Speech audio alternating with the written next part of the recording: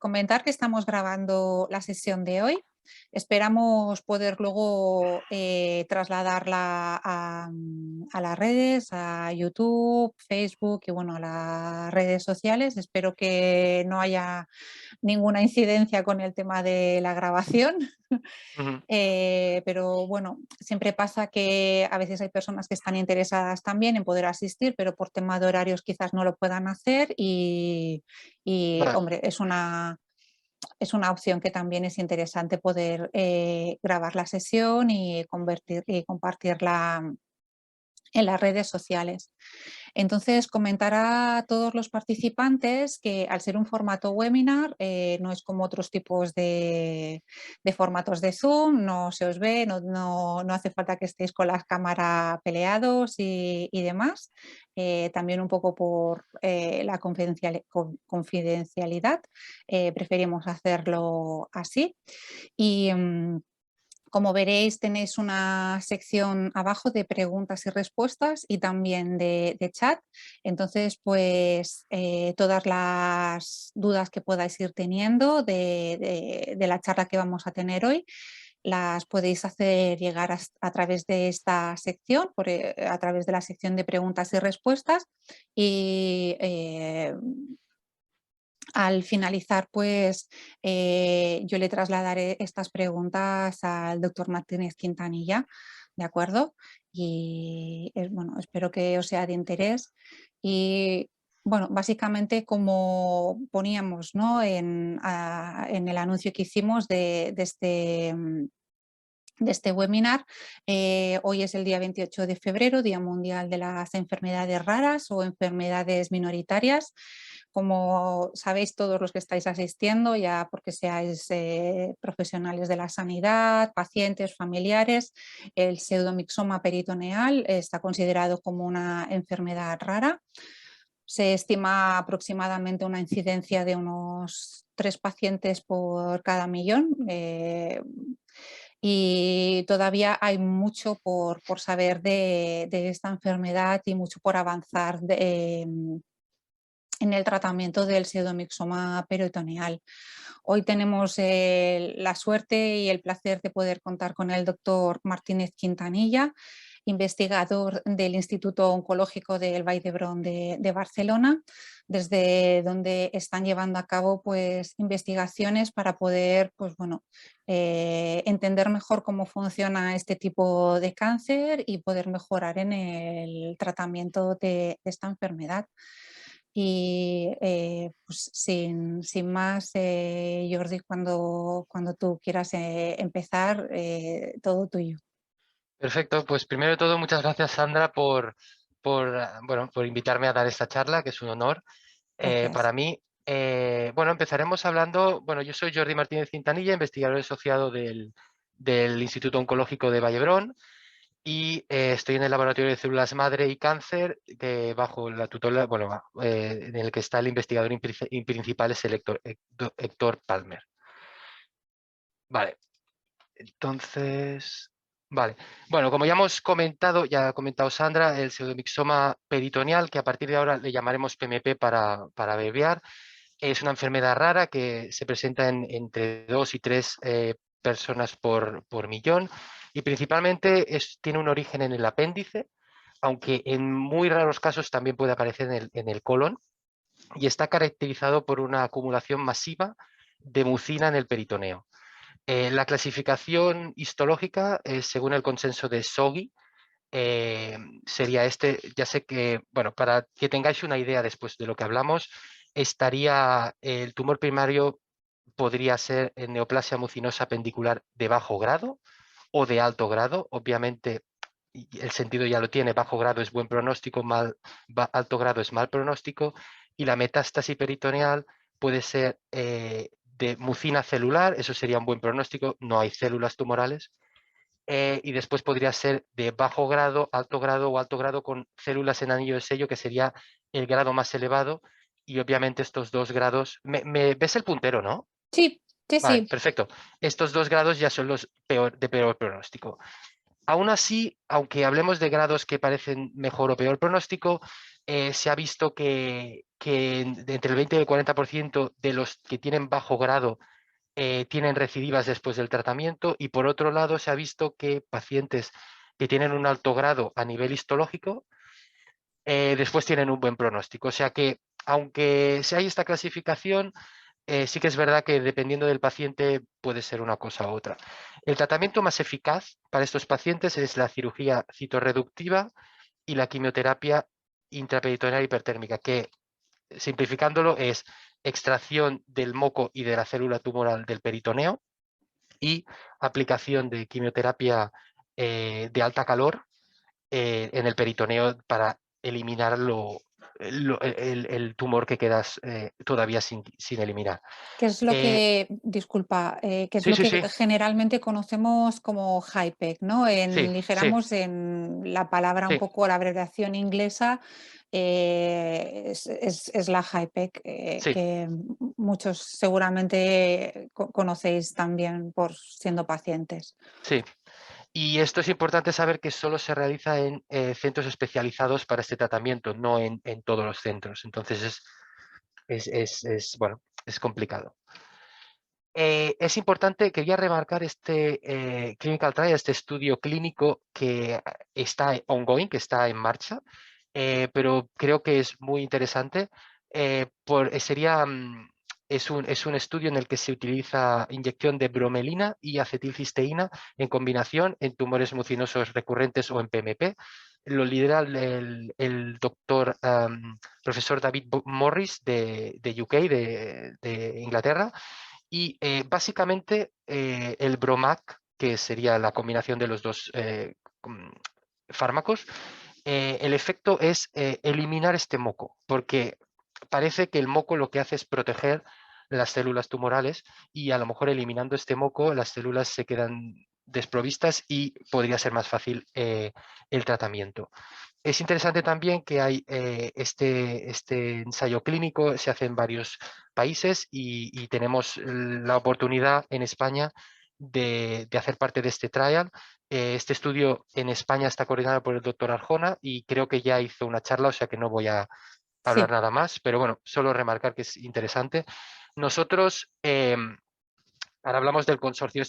Nosotros en España, en nuestro grupo, estamos dentro de un consorcio europeo multicéntrico que obtuvimos una beca europea, y está formado por grupos en Inglaterra, grupos en España, que ya lo hablaremos, que está nuestro grupo y el Hospital Brogi, que serían los cirujanos a partir de los que obtenemos las muestras, y después está Italia, que hay 2 centros también. O sea, serían todos estos centros los que coordinan todo el proyecto.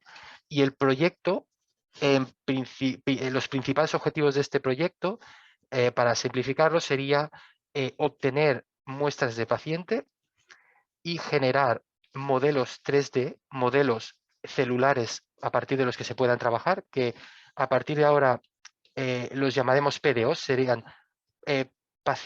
organoides derivados de pacientes. Esto lo iré remarcando, pero son cultivos celulares derivados de pacientes, de las células tumorales del paciente, y a partir de todo esto se quiere hacer, de estas muestras de pacientes, se quiere hacer un repositorio de tejidos de pacientes con pseudomixoma para hacer histología y evaluar, que esto es lo que se ha hecho generalmente hasta ahora.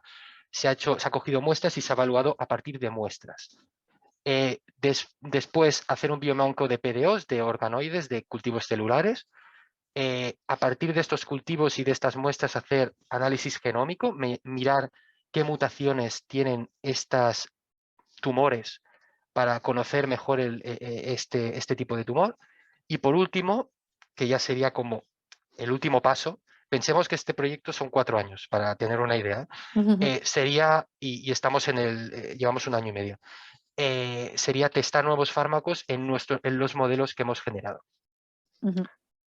¿Vale? Entonces, ahora hablaré de lo que nosotros estamos haciendo, la parte que nos toca, que sería la generación de modelos preclínicos para el estudio de pseudomixoma. Y entonces, nosotros diremos, ¿y para qué queremos modelos preclínicos? Yo os enseño aquí lo que sería una muestra de un tejido de una metástasis de un paciente con pseudomixoma. Lo que veis es cantidades ingentes de mucina acelular. Después tenemos nódulos que podrían ser nódulos linfáticos con muchas células linfoides. Después podríamos ver otras células del estroma. Todo esto que te estoy hablando son células que a lo mejor ayudan al tumor, pero no son células tumorales. Entonces, ¿dónde están las células tumorales? Pues aquí están. O sea, esto sería las únicas células tumorales, que aquí las están ampliadas, y aquí se Vale. ven claramente las células. Ujú. Estas serían las únicas células tumorales que hay en todo este tejido.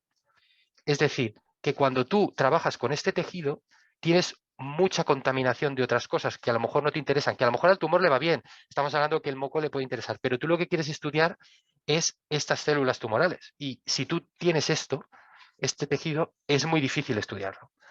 Y esto es lo que se ha hecho hasta ahora. Lo que más se ha hecho es evaluar estos tejidos e intentar mirar mutaciones, pero claro, con la posible contaminación de estas células sanas que están allí, pero no nos interesan del todo. Entonces, hablamos de lo que hemos hecho nosotros. Hemos recogido muestras de pacientes. Estos son los números, que tampoco son muy importantes, de los modelos, de las muestras que hemos recogido.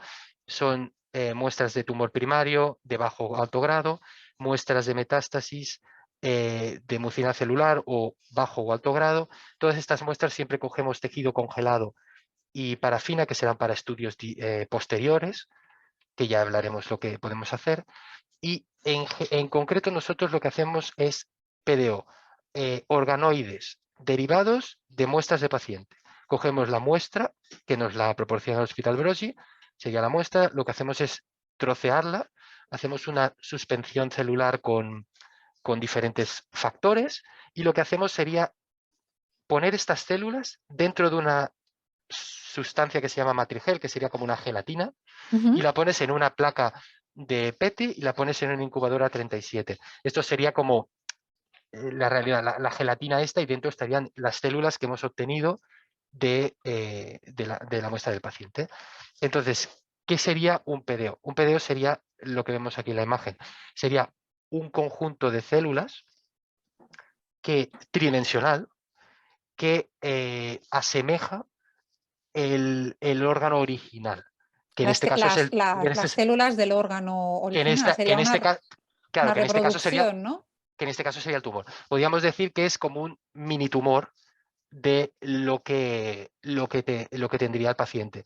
Pero ¿qué pasa? Que aquí solo estamos creciendo las células tumorales. Ujú. Y todas las células, pues lo que hemos hablado, las células del estroma, que se dice que son células que no son tumorales, no las estamos creciendo porque utilizamos un medio específico para crecer las células tumorales.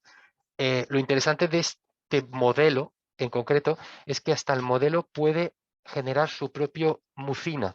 Como vemos aquí, esa es la esfera tumoral, Ujú. pero que genera su mucina, su moco, porque entendemos que es una cosa que le va bien para el crecimiento.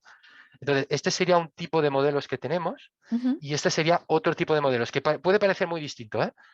Pero no lo es. O sea, digamos que la estructura del tumor, dependiendo del paciente, que tampoco sabemos por qué aún, se puede organizar de una forma distinta. Claro, esto sí que lo ves que es como, puede ser como un grupo de células, lo ves claro. Esto te parece que no sea nada. Crece y entonces para que vosotros veáis lo que es esto, imaginaros que cogemos esa bola, bueno, esta esfera, que nosotros decimos que son los organoides, y la cortamos por el medio y la teñimos. Entonces sería esto. Esto Ujú. sería una inmunofluorescencia de lo que estamos viendo. Esta bola, que parece que no haya nada, está formada por células. El azul marca el núcleo de la célula y esto sería como el lumen, como un vacío. Es un vacío donde se estructuran así, ¿no? Como una bola, donde hay las células. El verde te indica que se están dividiendo, que se están proliferando, y el centro es como un lumen donde pueden excretar las células que se están muriendo, lo que sea, pero es una estructura que aparentemente en la otra foto parecía que no había nada y sí que hay células, ¿vale? Estas estructuras también se pueden, como hemos dicho, cortar y teñir por otros anticuerpos que te marcan proteínas concretas del tumor para clasificarlo, para confirmar que esto es un pseudomixoma. Y son estos marcadores que no son importantes para vosotros, pero que te indican el CDX20, CDX2, son marcadores que te indican el origen de este tumor. Esto sí que a lo mejor sería importante, que es la mucina 2, que sería pues la mucina, el moco que genera las células tumorales, y vemos que todo marrón indica positividad, o sea, todo es marrón, había mucha mucina, y el casi sabe lo que indica es proliferación. Estas células, este organoide, esta estructura tridimensional en cultivo, está dividiéndose. ¿Vale? Es importante también, esto sería lo mismo, organoides, que estos modelos se pueden perpetuar. No, a lo mejor no hasta el infinito, pero de momento estamos perpetuando bastantes pases. Lo que haces es, tú coges estas células, las puedes disgregar, las puedes volver a plantar y estas bolitas pequeñitas vuelven a crecer. O sea que puedes mantener el cultivo. Entonces, hasta aquí os hemos hablado de la parte in vitro. Eso es interesante porque se pueden hacer estudios en un futuro, estudios de utilización de nuevos tratamientos in vitro sin utilizar investigación animal. Entonces, pero aparte, también estamos generando modelos en ratón, que también nos servirán mucho para evaluar la eficacia de los tratamientos. Lo mismo, cogemos las muestras del Hospital Brogi, troceamos en piezas. Aquí no hacemos disgregación de las células, sino cogemos trozos del tumor y lo implantamos en el peritoneo, en la barriga del ratón. Abrimos, hacemos cirugía e implantamos este trozo. Entonces, este tumor acaba creciendo y lo podemos sacar del tumor, disgregarlo, incluso podemos hacer cultivos celulares a partir de este tumor que ha crecido en el ratón, que lo llamamos PDXO porque son organoides derivados del PDX, PDX es tumores en el ratón derivados del paciente. Vale, ¿y cómo sería una imagen de lo que encontramos después en el ratón? O sea, sería como muy similar también a lo que podemos encontrar en el paciente. Es una suspensión de mucina, de moco, en la que parece a lo mejor que no hay células tumorales, pero después veremos que sí, y que va pues engrandando el abdomen del ratón hasta que se tiene que eutanasiar. Entonces, si cogemos este tejido y lo cortamos otra vez y lo teñimos, podemos ver que esto sería la muestra del tumor primario del paciente. Y como hemos dicho, pues hay mucha cantidad de mucina y alguna célula tumoral, como aquí. Si tú coges el PDX, que es el tumor que hemos generado en el ratón, tienes prácticamente la misma estructura. O sea, las mismas células tumorales con la mucina y con todo. O sea, que asemeja mucho el tumor original en el paciente. Aquí tenemos otro modelo que sería un bajo grado. Este sería la muestra del paciente, donde ya vemos muy poca celularidad, y exactamente lo mismo en el PDX, unas bolas de mucina rodeadas por las células tumorales, que aquí está ampliado. Vale, como hemos dicho, también podemos hacer tinciones de estos modelos y caracterizarlos por las tinciones que hemos visto. Es importante, en la otra imagen, no sé si os recordáis que había bastantes células dividiéndose. En esta hay muy pocas, característico porque, como he comentado, este es un bajo grado y también continúa teniendo esta característica de baja proliferación, aunque al final acaba generando el tumor en el ratón. Sí que es verdad que tarda más tiempo, pero lo genera. Y como hemos dicho, característico mucha cantidad de mucina, que es el moco que va secretando la célula tumoral. Y ahora pasamos a lo que serían muestras de pacientes con alto grado. Vemos que cambia un poco la estructura porque es mucha más celularidad, sigue la misma estructura de células rodeadas de moco, y en el PDX exactamente lo mismo. Mucha celularidad y con es prácticamente la misma estructura, o sea que asemeja muy bien lo que tenemos en el paciente. Igual las tinciones, característico al ser un alto grado, vemos una cantidad de división de la célula, una tinción muy alta. Estos modelos de este alto grado van muy rápido en el ratón, que ya tiene sentido. Y esto sería pues igual una metástasis del mismo paciente, y también el PDX, que asemeja mucho la metástasis. Vale, entonces, ¿por qué queremos todos estos modelos? Estos modelos nos sirven para poder analizar las mutaciones que tienen los pacientes de una forma enriquecida. Si tú coges el tejido que hemos visto antes, tienes mucha contaminación de otras cosas que no te interesan y te pueden enmascarar mutaciones de estos modelos. Nosotros ahora tenemos, tanto en los modelos celulares, incluso más, y en los modelos en paciente, un enriquecimiento muy grande de la célula tumoral. Entonces podemos, mediante maquinaria muy compleja, pero bueno, puedes analizar todo el genoma de estas células tumorales y ver en distintos pacientes qué mutaciones son las más recurrentes. Nosotros, este es un resultado así muy simplificado de lo que hemos obtenido.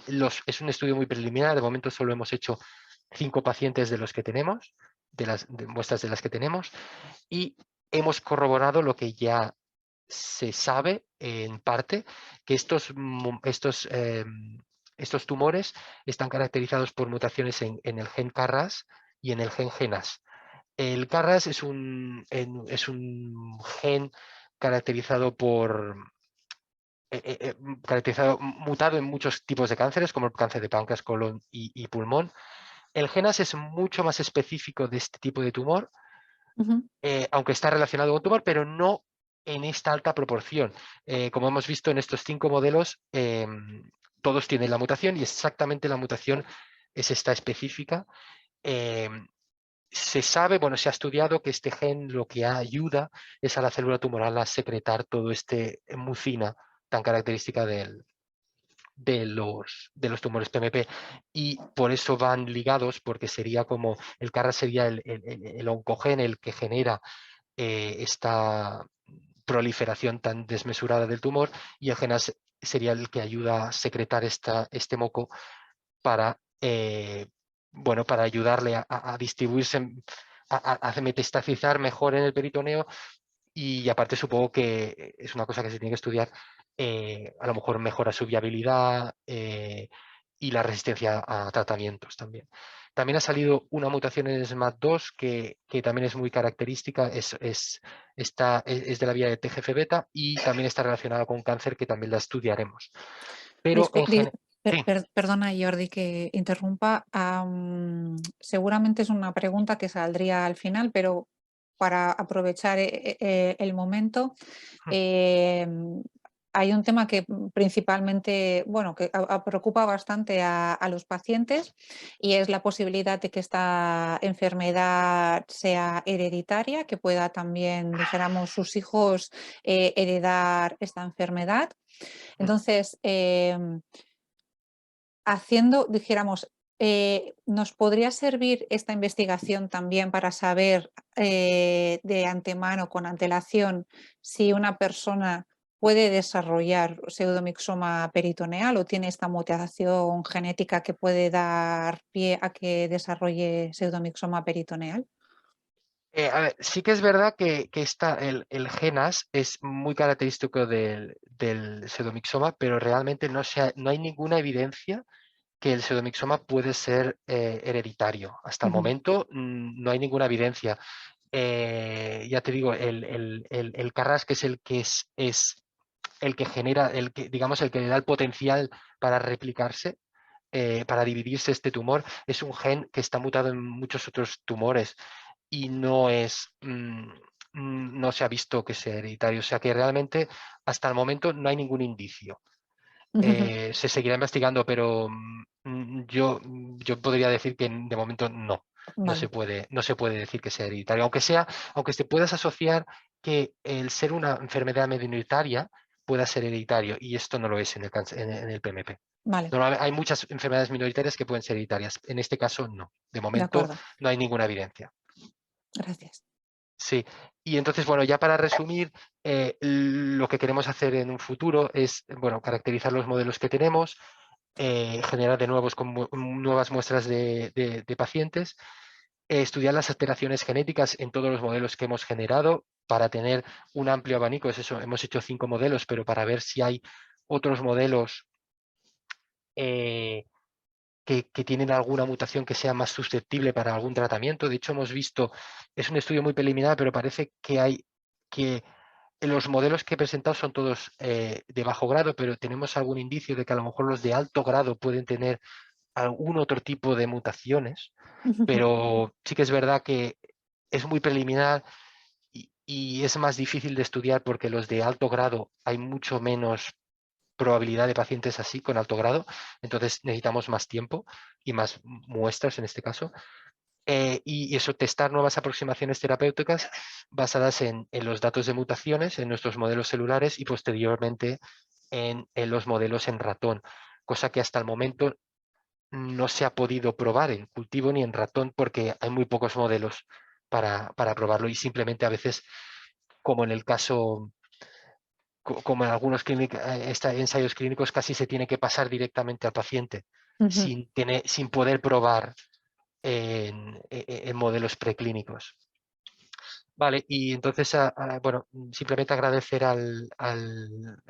los agradecimientos, agradecer al grupo de células madre y cáncer, principalmente al doctor Héctor Palmer, el investigador principal, pero también es importante indicar la gran cantidad de personas que trabajan aquí, no solo soy yo, sino que también ha trabajado Laia, Uriol, y últimamente son los que más trabajan en este proyecto, que son Débora y Jordi, y Irene también trabajó en su momento.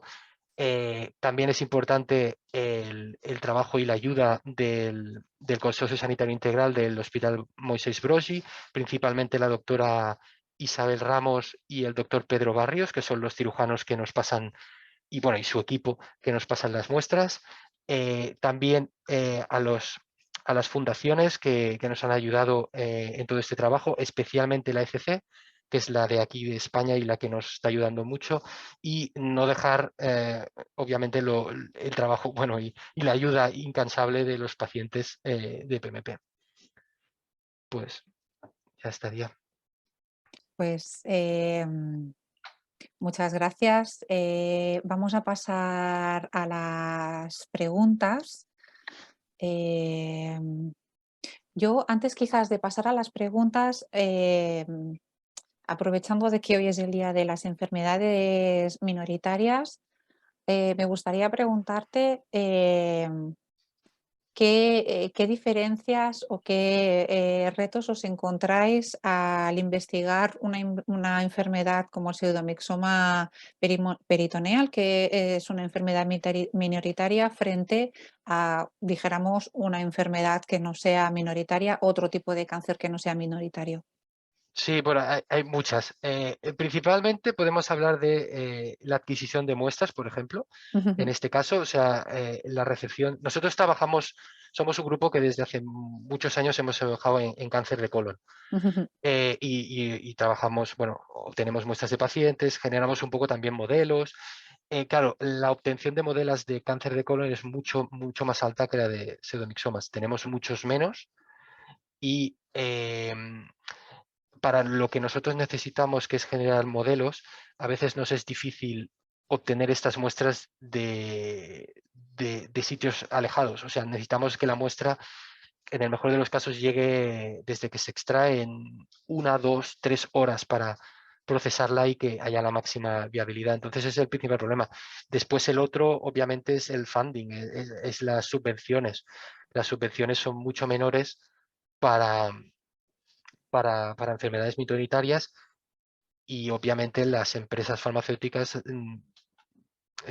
colaboran también menos y cuesta más toda esta investigación. Pero bueno, se está haciendo un esfuerzo ahora y yo creo que es importante, sí, sí. Sí, por eso también nosotros intentamos, pues, bueno, dar visibilidad, dar a conocer y también, como tú comentabas antes, ¿no? Y es algo que siempre recalcamos, la importancia de que los pacientes sean tratados en hospitales especializados y con equipos especializados en carcinomatosis peritoneal Mm, porque al ser una enfermedad que se da tan poco, es fundamental poder contar con un equipo que haya podido ver más pacientes para poder dirigir, ¿no?, el tratamiento que pueda ser más mm, adecuado para esa persona. Vosotros entiendo que también en la investigación y uno de los motivos de la investigación es que la quimioterapia tradicional, ¿no? La quimioterapia sistémica no es un tratamiento que dé unos buenos resultados mm, en el PMP y por eso de la HIPEC, ¿no? De directamente hacer la aplicación de la quimioterapia dijéramos, en el peritoneo del paciente, pero lo que aún así se dan casos de recidiva, ¿no?, que se vuelva a reproducir. Y lo que es muy interesante para los pacientes es que gracias a estas investigaciones podamos encontrar fármacos, quimioterapias que sean más específicas para tratar el pseudomixoma peritoneal y pues que sean, ¿no?, que puedan llegar mejor a estas células que no quizás con los fármacos que estamos trabajando ahora que son más genéricos, sí, que es lo que nos encontramos. claro. La gracia de los modelos es eso, ¿no? Poder probarlo y ver, pues eso, a lo mejor posibles resistencias, cómo combinar diferentes quimioterapias o diferentes tratamientos. Sí, sí. Nos pregunta Marce, nos escribe desde Chile y nos pregunta cómo puede hacer para aportar sus muestras. Y también nos pregunta en torno a qué edad se origina este cáncer y la esperanza de vida. Sí, en torno de la edad, nosotros obviamente, contra más edad tienes más posibilidad de generar cáncer en todo tipo de cáncer. Pero sí que es verdad que nosotros hemos tenido muestras de pacientes de muchas edades, o Mm. sea, incluso gente relativamente joven, 30, 40 años, o sea que nos ha sorprendido. Sí que es verdad que en general son más mayores, pero de todo tipo. La esperanza de vida con tratamientos creo que es bastante alta. Ahora no sabría decirte si son 4 o 5 años. El problema no es tanto la esperanza de vida, sino la calidad de vida. Porque hay mucha recurrencia. Entonces tú puedes operarte y, bueno, pues tienes una calidad a lo mejor 1 año o 2 y te vuelve a aparecer porque es difícil eliminar todo el tumor, te vuelve a aparecer. Entonces, claro, te va apareciendo y cada vez que te aparece más rápido. Entonces, claro, la calidad de vida es el problema, porque claro, es lo que decimos, las terapias no funcionan, simplemente es sacar el tumor, pero después te vuelve a crecer y lo tienes que volver a sacar. Hay muchos pacientes que al final, mm, bueno, que no es una operación fácil, es una operación muy dura para el paciente. Entonces, ese es el gran problema, más que la esperanza de vida, sino la calidad de vida de estos tiempos. Claro, yo si me permites, con referente a la edad, se suele decir que la media de edad en la que se origina este cáncer son 50 años, pero como comentaba el doctor, realmente hay un abanico muy grande de pacientes. Sí que la verdad que la mayoría tiran hacia los 50, pero hay pacientes con 30, con 40. eh, bueno. Pues como yo creo que como en casi todos los cánceres, cada vez se están dando con pacientes más jóvenes, desafortunadamente. Y, Lo que sí que también estamos viendo son otro tipo de tratamientos, aparte de la HIPEC, la que está funcionando, la que está dando mejores resultados se llama PIPAC, que es parecido a la HIPEC, pero se hace con la paroscopia, con lo cual dijéramos, no es una cirugía tan grande, ¿vale? Como puede suponer una HIPEC tradicional, que es una cirugía tradicional. En el caso de la PIPAC es una laparoscopia, con la cual la recuperación del paciente después de la cirugía es mucho más fácil. Y dijéramos, la quimioterapia se aplica a través de aerosol.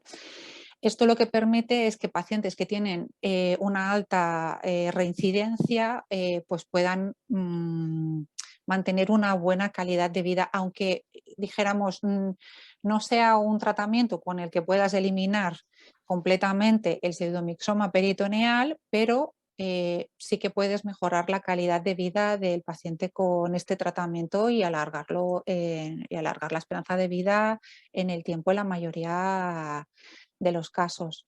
Sí, Con respecto a lo de aportar las sí, muestras, esto, a ver, nosotros principalmente siempre es lo que hemos comentado, ¿no? O sea, intentar recoger las muestras en hospitales cercanos para poder procesarlas y hacer los modelos con la mejor probabilidad posible.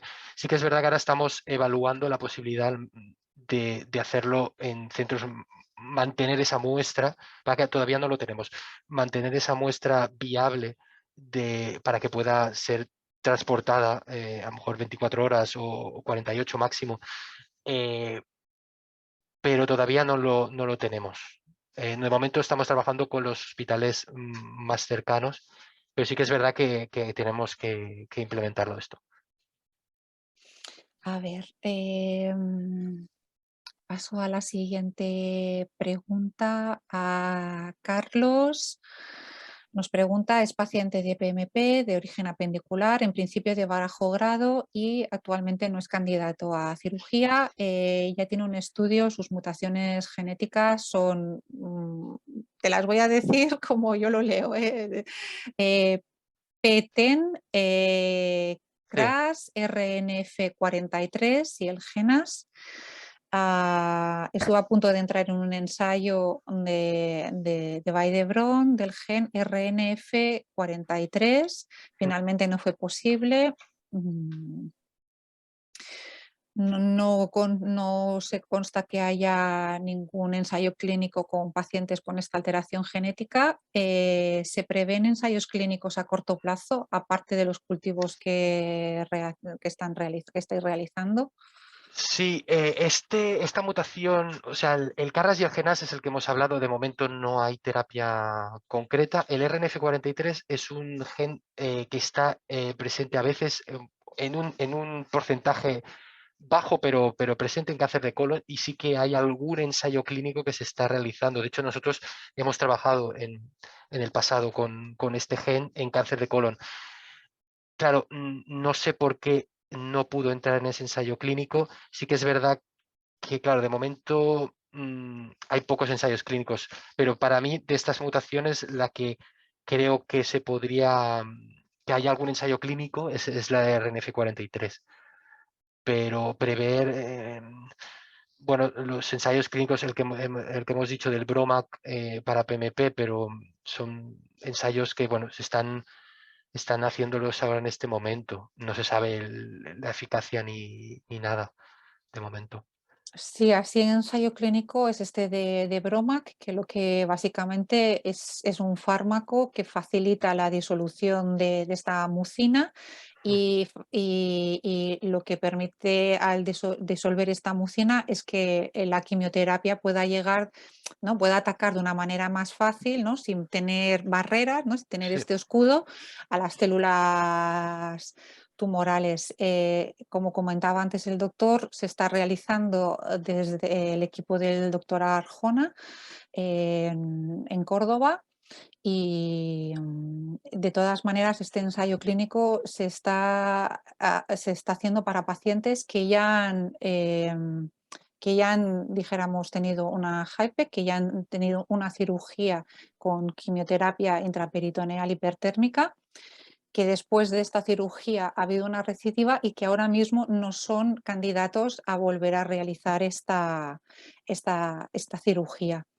Con lo cual también es bastante, bueno, es muy selectivo, ¿no? El grupo de pacientes que pueden realmente entrar en este ensayo clínico, y por eso de la importancia también de trabajar con otros equipos europeos, ¿no?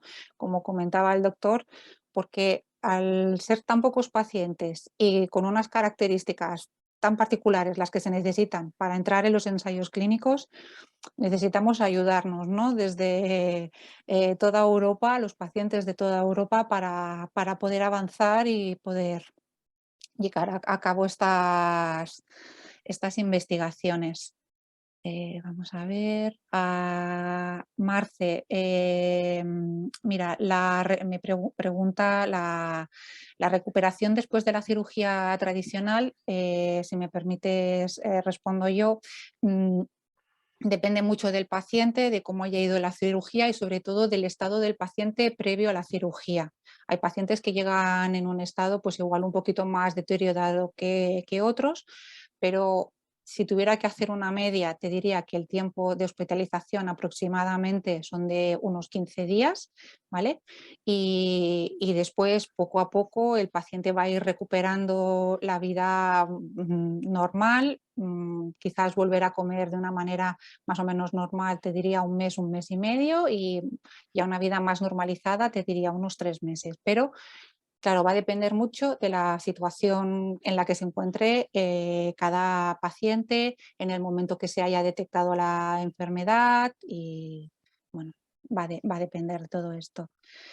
A ver, no puedo entrar Carlos no pudo entrar en ensayo porque con tanta, vale, tuvo afectación de huesos y tuve una mínima estorperosis. Actualmente está con tratamiento con Xeloda y Avastin y lleva 2 años con gran volumen de enfermedad, pero con estabilidad radiológica.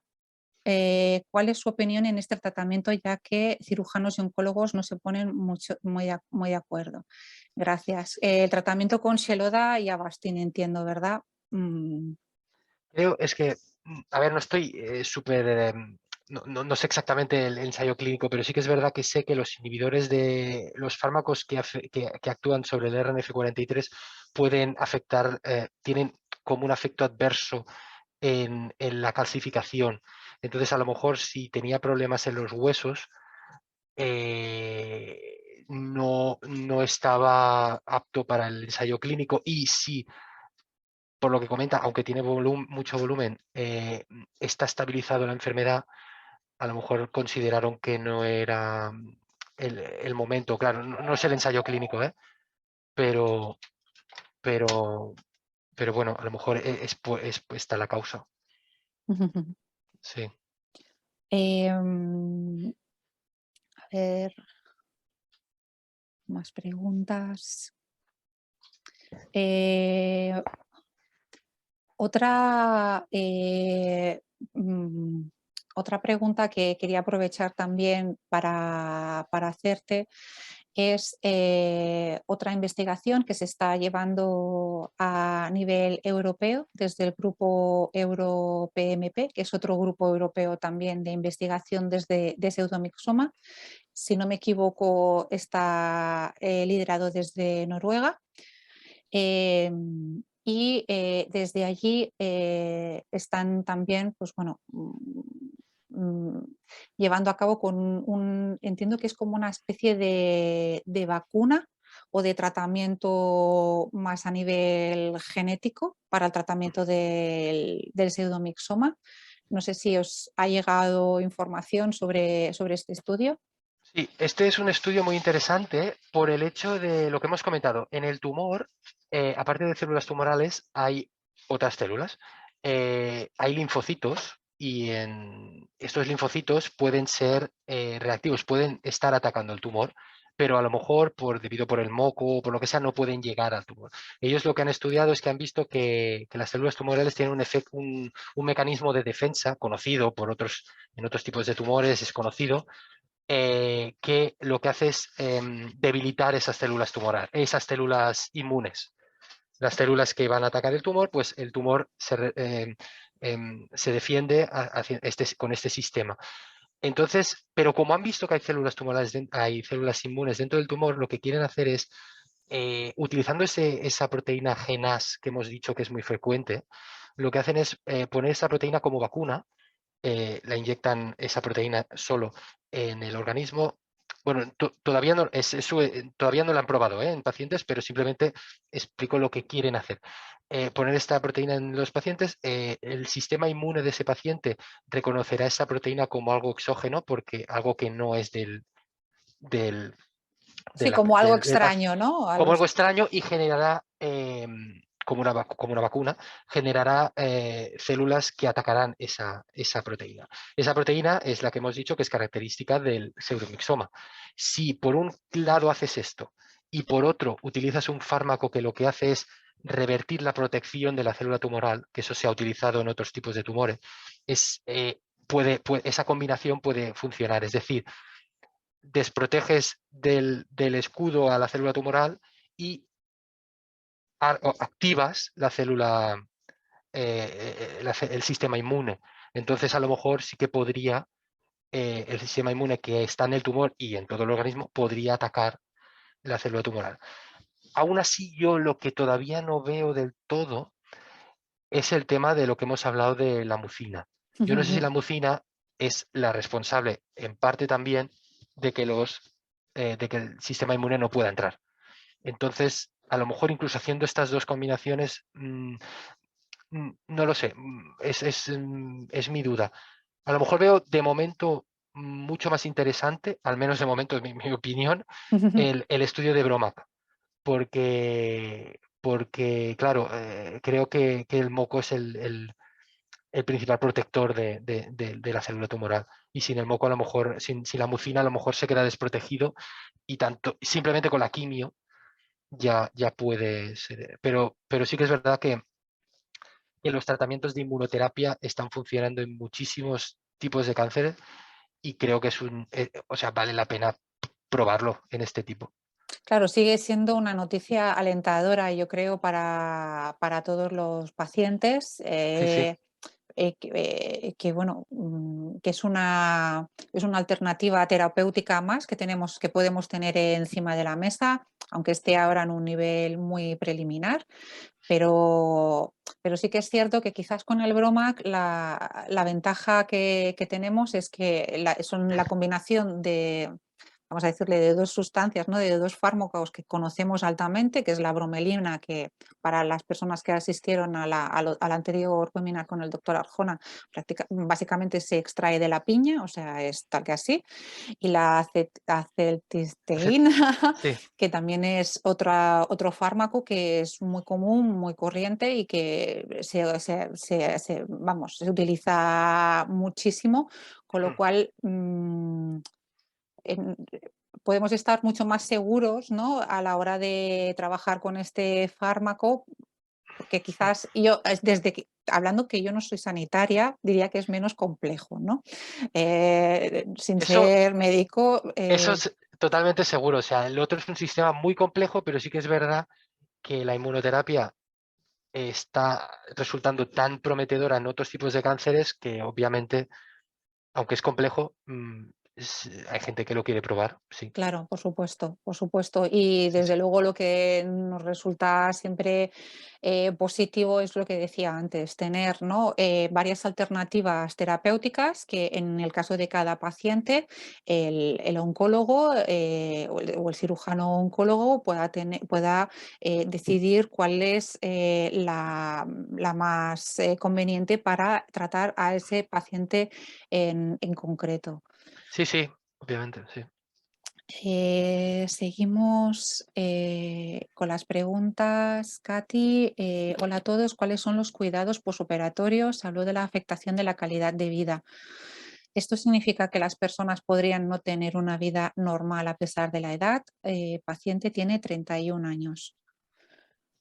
Em, si, no sé si quieres comentar esta pregunta.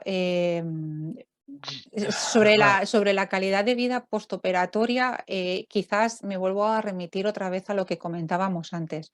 Va a depender mucho de que en qué estadio se localiza, ¿no? Cuando se encuentra el pseudomixoma, cuando se está realizando el tratamiento, si es un alto grado, un bajo grado. A veces en alto grado, a veces hay pacientes que hacen una quimioterapia sistémica previa, con lo cual quizás esa persona va a estar un poco más flojita, pero te puedo decir que hay pacientes que después de su tratamiento, después de un tiempo, obviamente, de recuperación, de volver, pues bueno, es una cirugía importante, están haciendo vida normal. Es que hay cosas que va a depender tanto de cada persona, de cómo se encuentre esa persona, si han habido complicaciones en el postoperatorio, si no. Mm, Sí, pero bueno, en general, obviamente, una persona de 30 años seguramente se recupera mucho mejor claro, que una más mayor. O sea que yo apostaría que sí, el postoperatorio será mejor. sí. Pero sí que es verdad que depende de cada persona. Mm. Mm, Vamos a ver más preguntas. Em,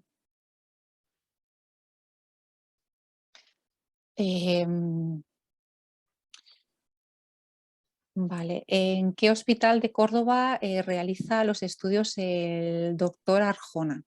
Mm, vale, pues no lo tengo aquí. El Reina Reina Sofía, Sofía. Pues sí, Reina Sofía. sí, sí.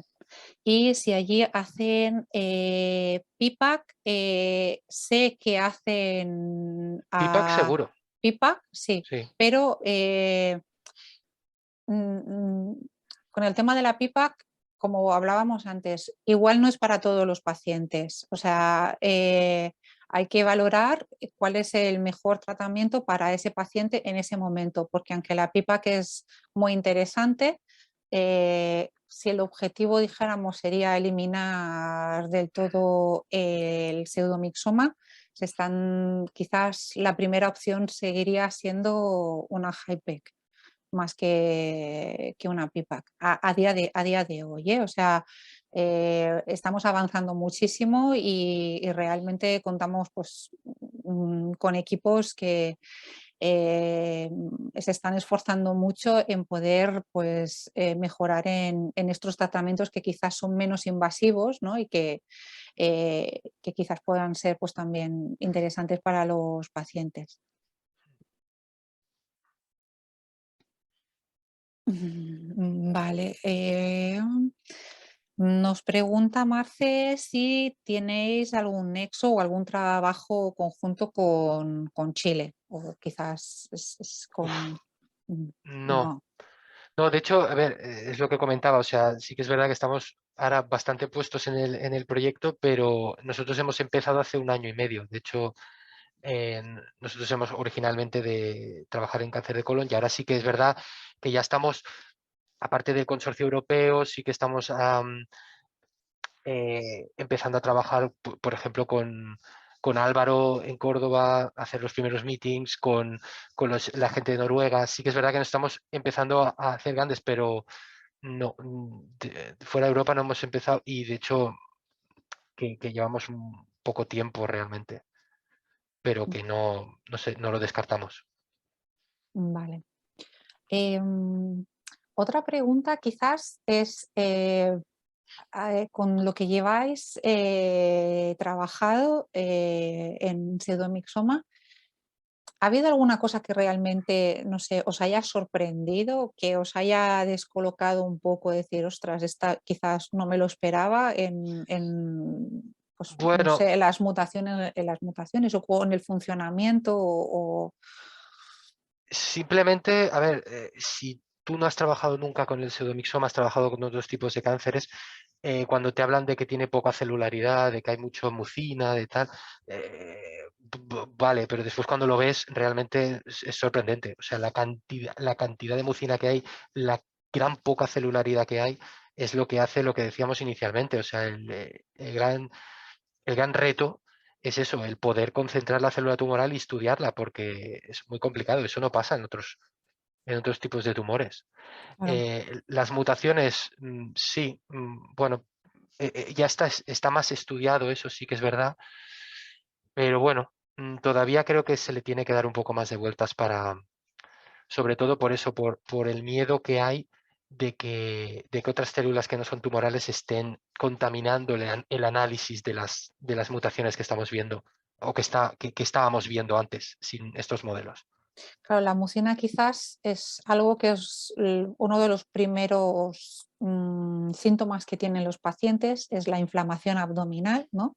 Sí, Que bueno, al principio, pues claro, una inflamación abdominal pueden ser tantas cosas, pero sí que es algo común en todos los pacientes con pseudomixoma, pues es el vientre, ¿no? Pues bastante inflamado y muchas veces cuando hablamos, ¿no?, de cuáles son los síntomas de pseudomixoma, pues bueno, esta inflamación abdominal causada por toda esta cantidad de mucina que se generan, ¿no?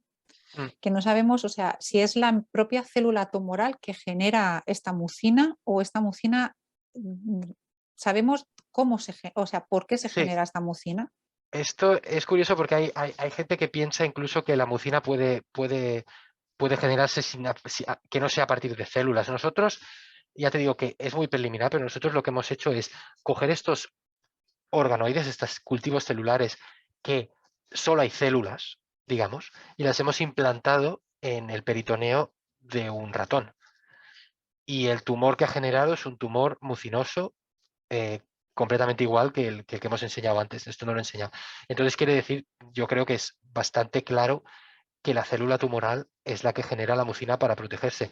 Y por otro lado, estamos hablando de que el GNAS, la mutación GNAS, es la que puede ayudar a esta generación. O sea que yo creo que es bastante claro que es la célula tumoral. Que no son las células, dijéramos, de alrededor que están de alguna Yo, manera.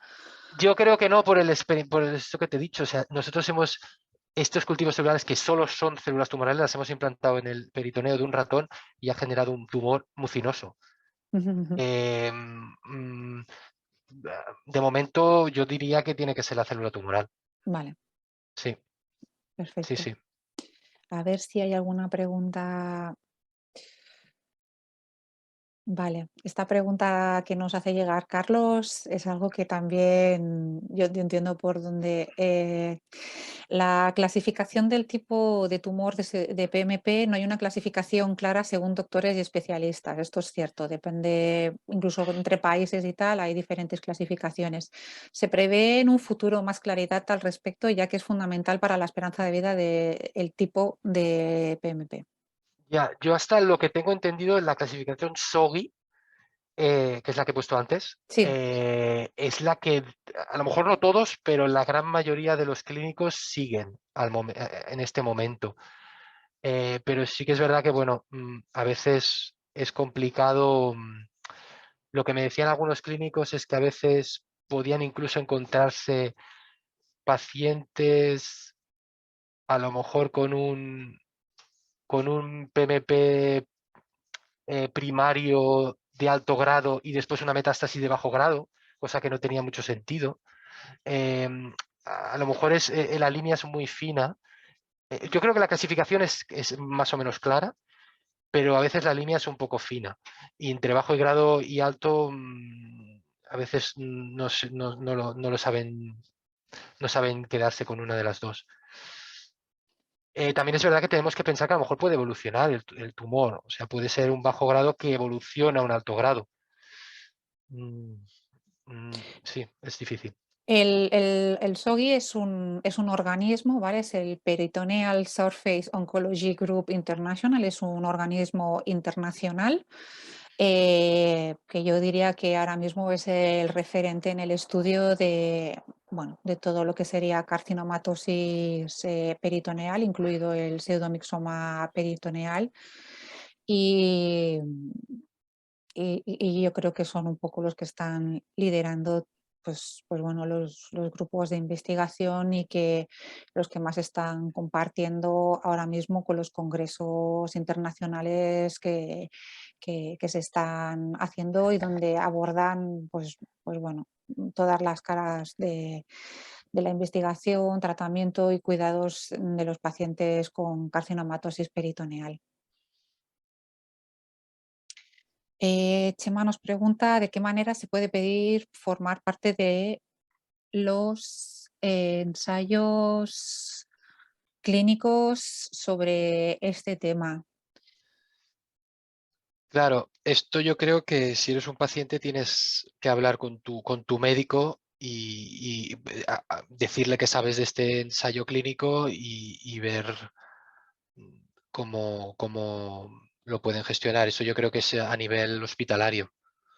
Sí, No creo que sea a nivel personal. Tú no creo que no puedes enviar un mail. Eso creo que el médico que te lleva tiene. Pero bueno, sí que es bueno transmitirle al médico que tú sabes de esto. O sea, que sabes de estos, que has oído hablar de estos ensayos.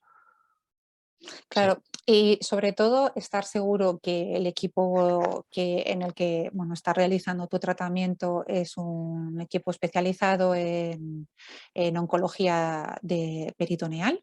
¿De acuerdo? En nuestras redes, en Instagram, en la web, a nivel español podéis encontrar un listado de los hospitales que están dentro del GECOP, que es el grupo de oncólogos especializados en cáncer del peritoneo. A nivel de España podéis encontrar todo el listado allí. Y esto para empezar. Y después, pues bueno, como hablábamos antes, dependiendo del paciente, será más viable o menos que pueda participar en un ensayo clínico, porque un ensayo clínico requiere pues unas características muy concretas para poder participar. Pero bueno, seguro que si el equipo que os está llevando es especialista en oncología peritoneal, os sabrá informar sobre esto. Pues Jordi, yo creo que lo vamos a dejar aquí, ¿de acuerdo? perfecto.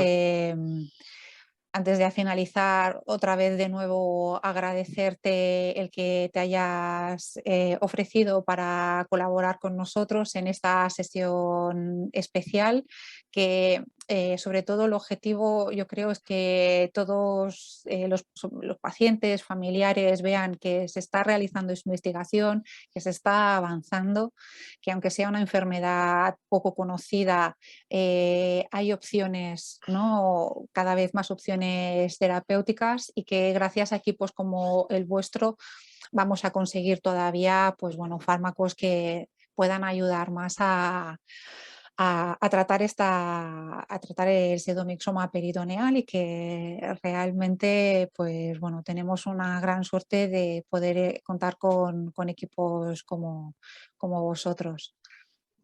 Pues muchas gracias bueno, por todo y por invitarme y por darme la oportunidad de explicar nuestros datos preliminares. Pues muchas gracias a vosotros, Jordi. Hasta la Muy bien, próxima. Hasta muchas luego. gracias. Adiós, adiós. Adiós, Adiós. adiós, gracias.